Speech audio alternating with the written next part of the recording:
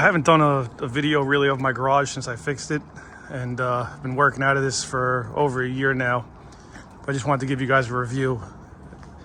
This is going to lead into a video part 2 on the steamer. I had someone saying ignorant comments, so I'm going to explain to them why I could do what I do, and anybody else that has a steamer could do it. Just to go over the setup real quick. I've had this Crandall for probably 3 years, I want to say. It's got a general hose reel. It's a 3/8 inch hose, 50-foot length. And then I have hot water and cold water plumbed out of the boiler room going through the foundation. I just have some insulation. I got a 50-foot air hose reel from Harbor Freight. One of their quiet air compressors. I think it's a 26 gallon. Yeah, it works pretty well. No complaints with that either. I don't need huge CFM anymore. Not doing semi-trucks. Just Harbor Freight toolboxes and cabinets. And just some miscellaneous hand tools. That is a infrared natural gas heater that came with the house when I bought it. It's actually pretty strong. It's 25,000 BTU. I got the newer quick jacks, the TL7000. They go a little bit higher. They're awesome. I got the extenders over there. I use those on every detail, big or small. Just some polishers, some rotaries, DAs. I got the smaller ones in the bags, the Flex and the small Rupes, the iBird. Another air conditioner heater. I think that's 18,000 BTU. And just, regular detail stuff. Microfibers and pads are in these. A couple steamers. And I have some other towels and lights and whatnot. But this is just like a detailing pegboard. This plastic pegboard. The top right quadrant's pressure washer. This is steamer accessories, detail brushes and wheel brushes, and some vacuum and pet hair removal. That's pretty much it. I mean, I can look in the cabinet real quick too. I might as well show you. This one's just basically brand new pads and some carpet extractor accessories. And these are just all coatings and polishes. Compounds, gallon containers, no rinses, and any other type of quick detailer or SiO2 infused type of spray. So that's what we got there. I'm going to cut this, bring the pickup truck in the garage, and make a video. What's up, guys? So I'm going to make a part 2 to that video I made yesterday. Someone was commenting, I think it was like Solve Remedy or something like that, I think was the name. And he's telling me that the steam is going to damage the paint because I'm drastically heating up the paint and cooling it off. And the paint has time to expand and contract or heat up and get cold, and you're shocking the paint basically is what he was saying. And he's wrong. And I'm going to show you. Now this is a 240 volt steamer. So this thing has a decent amount of power to it. And I guess my car is soaked. It's raining outside right now in New York. It's 45 degrees out. And I'm just going to get the water out of here. It doesn't matter where I spray it. I just put the hose on, so there's always a little bit of water in these hoses.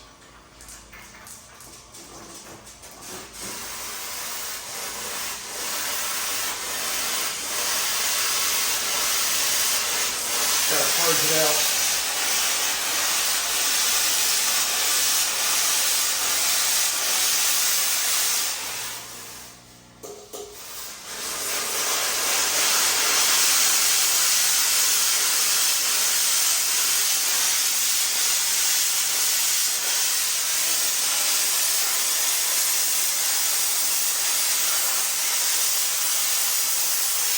Now, his argument with me, or I don't even know if it's an argument, but what he is, I think, a little confused about is how hot the steam coming out of the nozzle is. So now, let's just say my hand right here is 5 inches away. That's about 3. I wouldn't really go that much closer. You could hold your hand indefinitely around 4 inches. And this is not something that you should be doing. I'm just doing this to prove a point. I don't hold my hand in front of the steamer because when you get some of that moisture and there's water in the line, it could definitely burn you. If you get a drop of water coming out, it could hurt. But he thinks that the panel is going to get so hot from the vapor Now, again, let me just set this up so I know where I'm going to stand. Usually you hit the car like this. This isn't even hot. I would say this is the inside temperature of the garage is 55, maybe it's 70. It doesn't get hot really until you start getting to this range, and then you get over here. So we'll take a thermometer. We're going to check the temperature of the car and see if anything happens here. I'm going to try and, it's an infrared thermometer, so let me get this to focus. Let's put it on Fahrenheit, and now let's see if anything happens.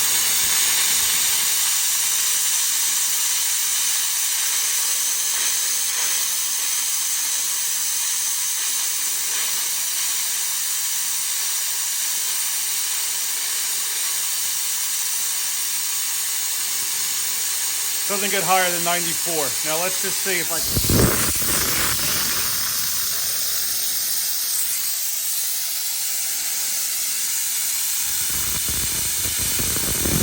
You would have to get all the way up on this.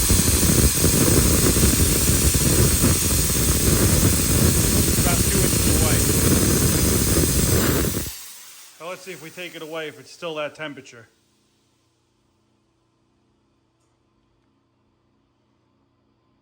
If you're right up on the paint, you can get it to about 100 degrees.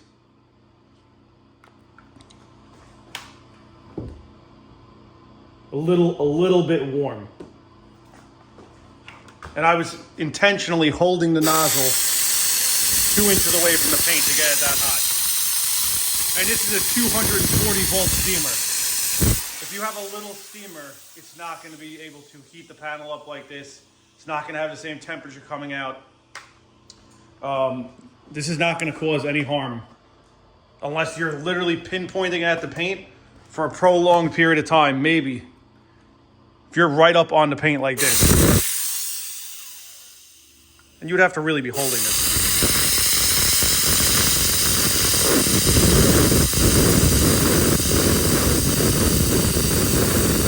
Even there, 140, 142. It's not terribly hot. People use a hot water pressure wash. I have it set at 150. So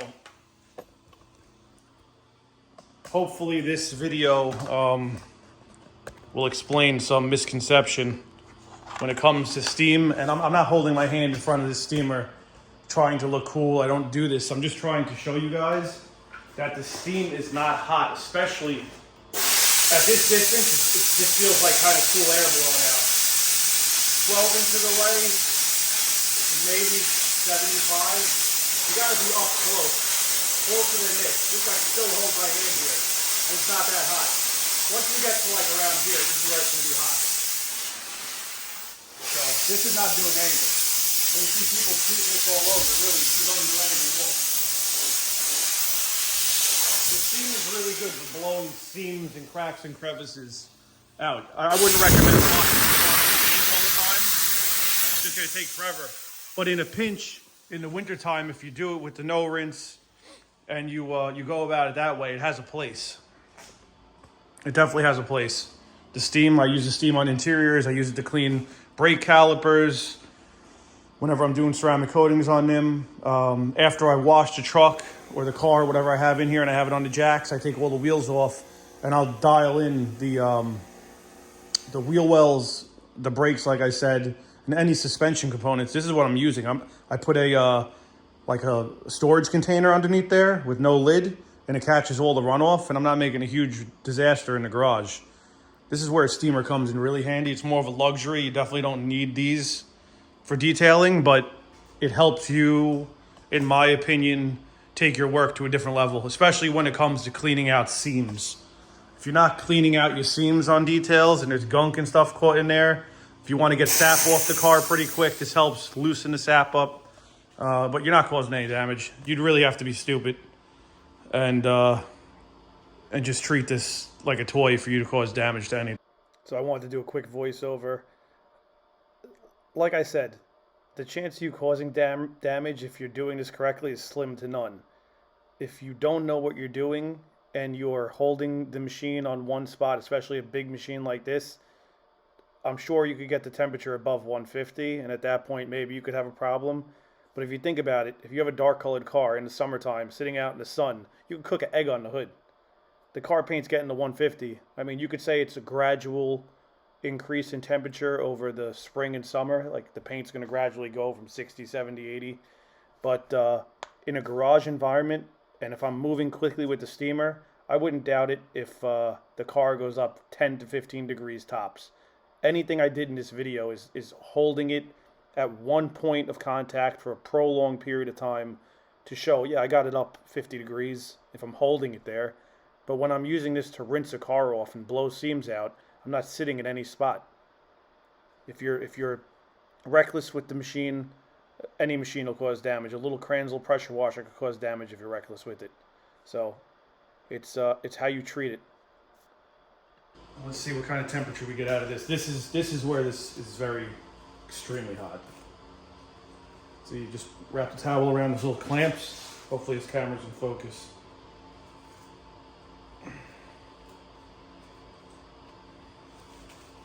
If you use this type of setup, you want to keep it moving. You don't want to sit this in one spot for too long.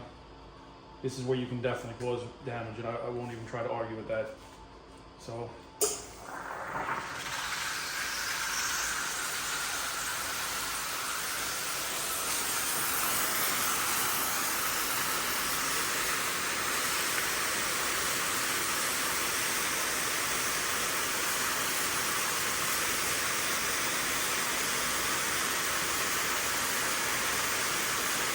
So 210, it kills bacteria supposedly at 212. We're right there. This is hot. That is extremely hot. This is nothing to play with. This will burn you.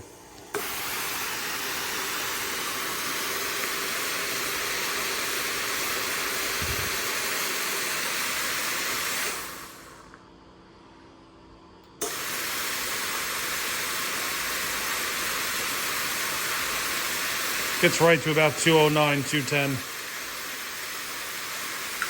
So if you were going to sanitize, that's the way you'd want to go.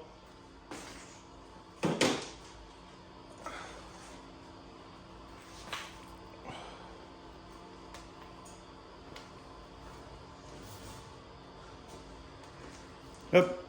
I hope this answers some questions, and it sheds a little light on the truth, I guess. Show you guys this machine again, since I love this thing, and I have a detail coming in this weekend. We're going to use this on. This is just amazing. The most impressive thing about this is how fast it recharges. It's wide open. And you can see how much volume comes out of this. It's a lot of volume. Come off the trigger, it rapidly rises back up. This takes 10, 15 seconds. The 125 takes 2-3 minutes. It's that much of a difference just for the double the wattage. It's already charged up again. And what's cool about this too, I might as well keep going with this video.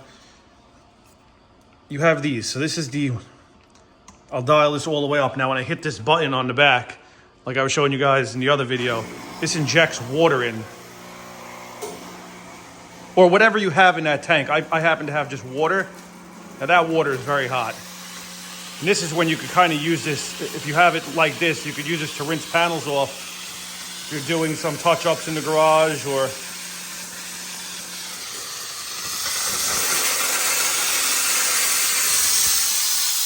This has got a ton of power.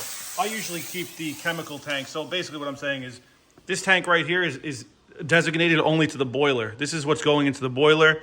The owner of this, Kevin, says you can actually add a little bit of Optimum No Rinse in here or a waterless wash. It's not going to hurt any of the internal components. It'll actually help with mineral deposits and it'll keep the inside clean. But if you read the manual once or twice, every week or every 2 weeks, you want to run 50-50 vinegar, white vinegar with water, and that will help clean out the hoses and the solenoids and whatnot. So I usually keep this pretty dialed down, and I keep the steam usually all the way up. But if you just turn the steam, let's say this goes this much, we'll back it off like a quarter turn. This thing will never even lose pressure, I don't think.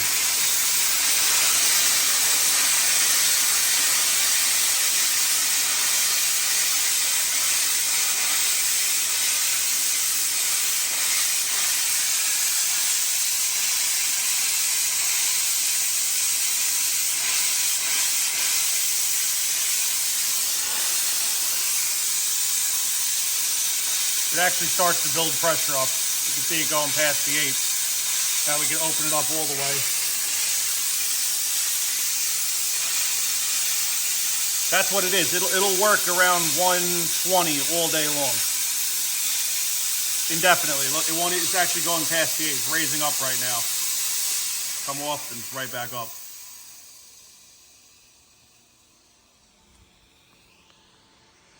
All right.